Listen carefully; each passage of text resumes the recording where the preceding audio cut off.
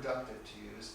And one of our sessions tomorrow, I think, will be look in detail at the format of the questions that we I think are advisable, and the kinds of questions that should be asked. Because we not only want to have questions about the policy options, but about explanatory variables that would help us understand why opinion changes on those policy options. And so there's some work to do there. So we have balanced information. We have small group deliberation.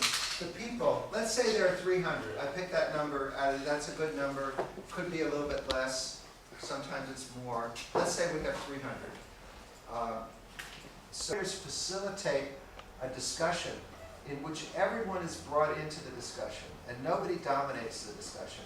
And people, in a civil way, share their reasons and reactions to the issues posed in the briefing materials.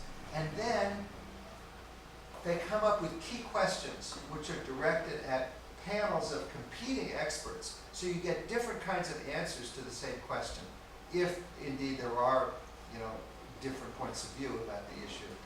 So, and the questions are not individual questions, they're questions that were agreed to by the small groups. So people take those questions very seriously.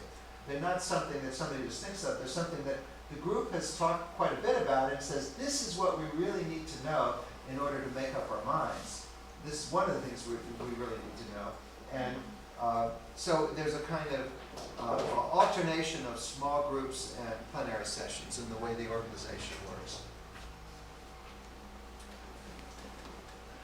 We've done this in 18 countries so far. With some luck, Uganda and Ghana will be 19 and 20. I don't say which order.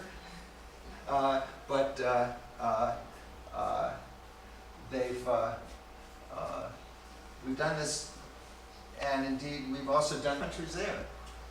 Although now there are 28 countries in the EU, but when the EU was 27, we did it twice, as recently as 2009. So let me describe this project in China just a little bit, because it's of a local scale,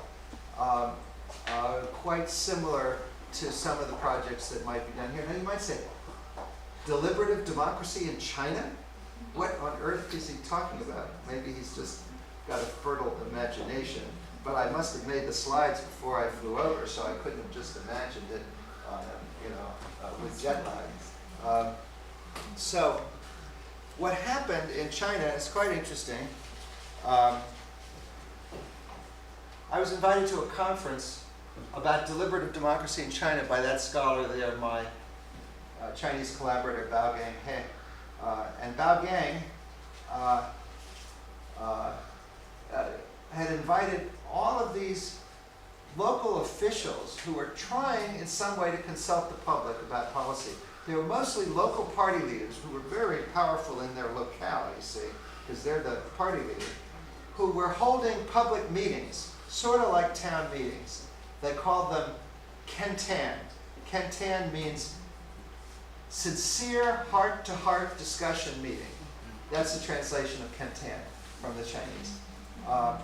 And so anybody who wanted to could show up, and the local party leader would discuss the policies that they were thinking of doing. And they found that this was very unsatisfactory. It was very unsatisfactory because, first of all, it was dominated by the local notables. It was dominated by the men and the rich, and the poor and the rest of didn't. So they didn't like that. And secondly, there was no real mode of decision, and they didn't feel that the people were empowered, and they didn't feel that the group was representative. So I presented the delivered poll,